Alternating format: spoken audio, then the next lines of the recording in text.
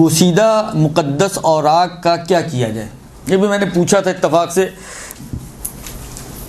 دیکھیں ایک مرتبہ تو یہ ہوتا ہے کہ بعض اوقات مثلا فرض کریں کوئی قرآن ہے، کوئی روایتوں کی کتاب ہے، کوئی دعاؤں کی کتاب ہے، بوسیدہ ہو رہی ہے لیکن بائنڈ وائنڈ کروائیں تو ٹھیک ہو جائے گی، تو ٹھیک کروا لیں، تو آسان حل ہے اس کا. لیکن ایک مرتبہ اتنے بوسیدہ ہو چکے ہوتے ہیں کہ ادھر سے پکڑو تو ادھر سے پھٹتا ہے، ادھر سے پکڑو تو ادھر سے پھٹتا ہے، اتنی پرانی ہو چکی ہوتی ہے، پیپر بھی اتنا زیادہ بوسیدہ ہو چکا ہوتا ہے کہ اس کو سنبھالنا بہت مشکل ہوتا ہے.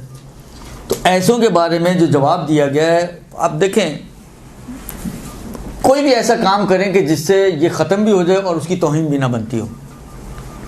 بعض لوگ اس کو دریاؤں میں ڈال دیتے ہیں، اور یہ بھی کیا جا سکتا ہے کیونکہ وہ پانی میں رہ کے اور زیادہ گل کے ختم ہو جائے گا.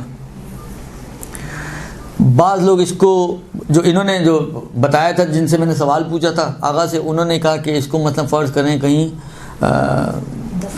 دفن کر دیا جائے، بھلے اس کو دفن کر دیا جائے، تو یہ بھی ایک راہ حل ہے.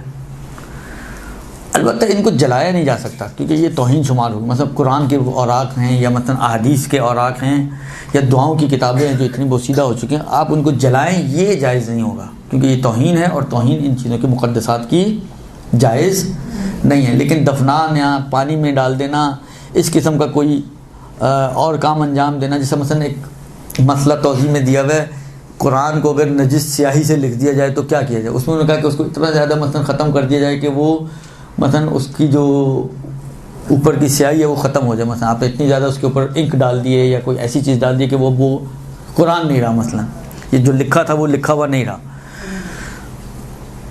یا مثلا بعض مشینیں آتی ہیں ان کو بہت چھوٹا چھوٹا کر کے جو ہے ان کو پھر آپ سمندر میں ڈال دیں تاکہ جلدی گل جائے. اس قسم کی کوئی بھی ایسا کام کہ جو اس کی توہین کا بھی سبب نہ بنے اور وہ جو ہے پیپر ختم ہو جائے، ایسا کام کیا جا سکتا ہے.